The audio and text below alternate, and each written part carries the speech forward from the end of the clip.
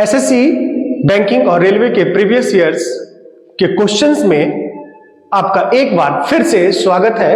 जैसा कि मैं पर डे आपसे कहता हूं, क्वेश्चन नंबर 6 जो आपके स्क्रीन पे दिख रहा होगा, मैं 1 मिनट आपको देता हूं और आप उसे सॉल्व करें। इसी के साथ मैं आप सबको नंबर्स की हार्दिक शुभकामनाएं देता हूं। हम सब मिलकर आइए इस नंबर्स में बीसीसी परिवार के साथ जुड़े और अपने सफलता को सुनिश्चित करें। तो आपके स्क्रीन पे जो ये क्वेश्चन दिख रहा है,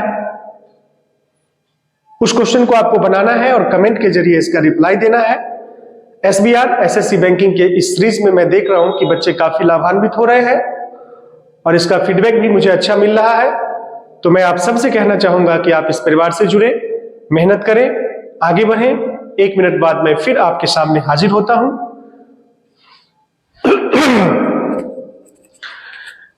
नंबर्स की हार्दिक शुभकामनाएं बीसीसी परिवार की ओर से आप तमाम बच्चे को, जो ऑनलाइन और ऑफलाइन के बच्चे हैं। आइए एसबीआर के सीरीज में एक बार फिर से आपका दिल खोलकर स्वागत है। एक एक क्वेश्चन का ऑपरेशन करते हैं, रिसर्च करते हैं और फिर हम आगे बढ़ते हैं। एसएससी बैंकिंग और रेलवे के प्रीवियस ईयर्स के क्वेश्चंस में आपका एक बार फिर से स्वागत है। क्वेश्चन नंबर 1 को जूम करिएगा और मैं काफी फास्ट बताऊंगा। इस क्वेश्चन को देखिए, आप जरा ध्यान से देखेंगे। कह रहा है कि एक वस्तु का अंकित मूल्य क्रय मूल्य का 160% है। यदि 20% की छूट दी जाती है तो लाभ प्रतिशत कितना होगा? Mark price of an article is 160% of the cost price.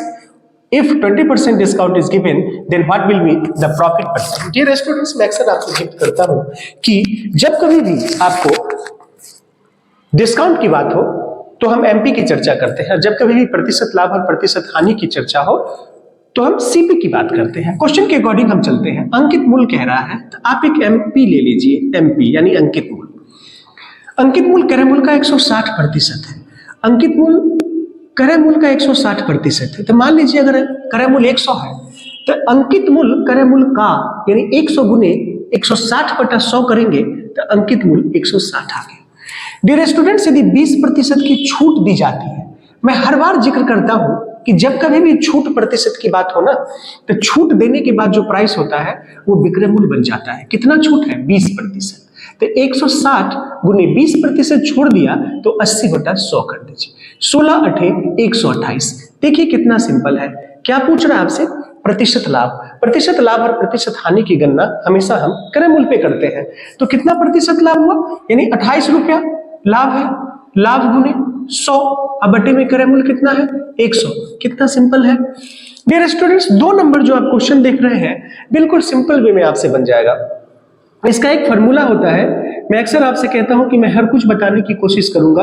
M2 × D2। इस दोनों तरफ को देखेंगे तो 4 बातें हैं। 1 2 3 और चौथा आपसे पूछ रहा है। जरा ध्यान दीजिएगा, काम सेम है। तो यहां पर मैं देख रहा हूं कि D1 है, लेकिन इसमें घंटा दिया हुआ है। यहां दिन भी है और यहां घंटा भी है, प्रतिदिन एक कार्य को। यानी कहने का सेंस यहां पर यह है, जरा ध्यान से देखिएगा, इसमें M1 की चर्चा नहीं है। प्रतिदिन इतना कार्य करके पूरा कर सकता है उसे प्रतिदिन, यानी आदमी की संख्या दोनों तरफ सेम है। तो इसलिए हम सिर्फ H1 और D1 लेके चलेंगे। जरा ध्यान दीजिएगा, तो H1 कितना है? 15 है। D1 कितना है? 35 है। आदमी कॉमन है, इधर जितना आदमी है उतना ही आदमी उधर भी है। कितना दिन है? 25 दिन है। डियर, आपसे क्या पूछ रहा है? क्या पूछ रहा है? कितने घंटे? कितने घंटे यानी H2 आवर से इंडिकेट कर दीजिए। 5 से 50 25, 5 7 35, 5 तिया 15, 7 तिया 21। मेरे एडिटर साहब ने इसमें ऑप्शन नहीं दिया है, इसलिए मैं लिख दे रहा हूं क्योंकि उन्होंने बहुत प्रयास किया है, आज मेहनत किया है। H2 = हो गया 7 तिया 21 घंटा। 21 घंटा आंसर हो गया। आइए डियर स्टूडेंट, 6 तो मैंने आपसे बोल दिया, बनाना है आपको कमेंट के जरिए। 5 नंबर क्वेश्चन को देखिए, कोई टेंशन नहीं है, बस आसानी से आपका बन जाएगा। क्या कहता है, एक लाइन में मैं आपको डील कर देता हूं।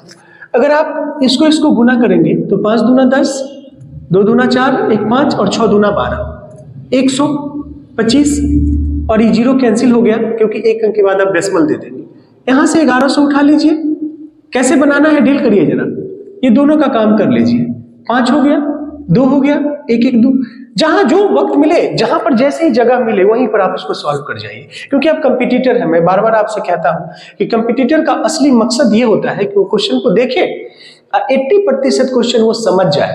अब देखिए यहां पर 1225 मुझे मिला।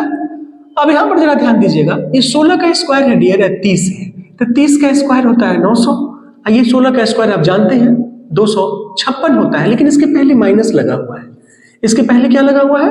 माइनस लगा हुआ है। तो 900 में से 256 जाएगा तो प्लस में आएगा। देखिए 10 में से 4 गया 6, 10 में से 4 गया, 10 में से 6 गया 4, ये बता 9, 9 में से 5 गया 4, और ये बचा 8, 8 में से 2 गया 6, जुट गया। देखिए कैसे, जहां जगह मिले, छोटा सा जगह मिले वहां पर डील कर लीजिए।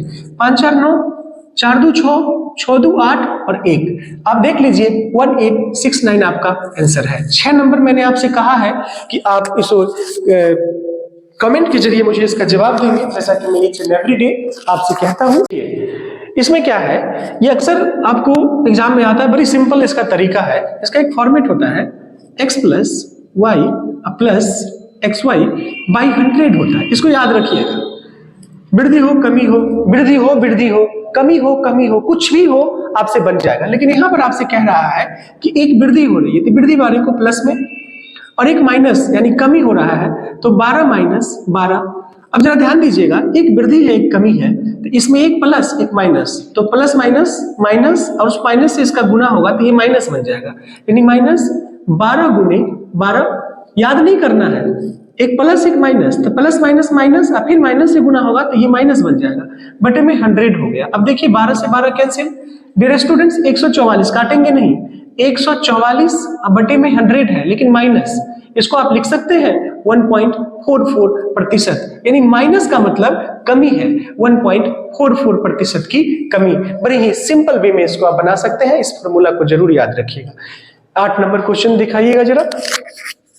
देखिए 8 नंबर में क्या कह रहा है कि 5 क्रमागत विषम संख्याओं का औसत 15 है।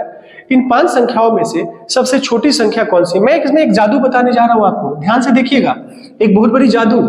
5 क्रमागत विषम संख्या है, 5 पूछे, जब आपसे 5 संख्या पूछे, 7 पूछे, 9 पूछे, 11 पूछे, इस संदर्भ में अगर औसत पूछा रहा, चाहे वो विषम हो या सम हो, तो 5 क्रमागत सम संख्या है ना, तो जो ये औसत है ना डियर, ध्यान से जरा देखिएगा, 5 का पूछ रहा है, तो जो 5 विषम संख्या का औसत है, क्रमागत होनी चाहिए, तो इस 5 विषम संख्या का जो औसत है 15, वो बीच की संख्या हो जाती है।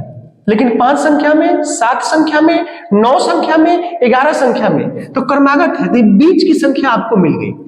तो लगातार कह रहा है डियर, आगे का 2 संख्या लीजिए 17, फिर इसके आगे क्या हो गया 19, इसके ठीक पीछे 13, इसके ठीक पीछे 11। आपसे पूछ रहा है इसमें कि इन 5 संख्याओं में सबसे छोटी संख्या कौन सी है? एक लाइन में बन गया। इस क्वेश्चन को ध्यान से आप कॉपी में नोट करेंगे। यदि आपको मेरा वीडियो अच्छा लगे, पसंद आए, तो आप लाइक करें, शेयर करें और सब्सक्राइब करें। नंबर्स की हार्दिक शुभकामनाओं के साथ मैं इस सेशन को यहीं पे समाप्त करता हूं और मिलता हूं फिर नए सेशन में इसी जोश और जुनून के साथ। एक बार फिर से मैं आपके उज्जवल भविष्य की कामना करता हूं। बीसीसी परिवार की ओर से आप सभी को नंबर्स की हार्दिक शुभकामनाएं। That's all.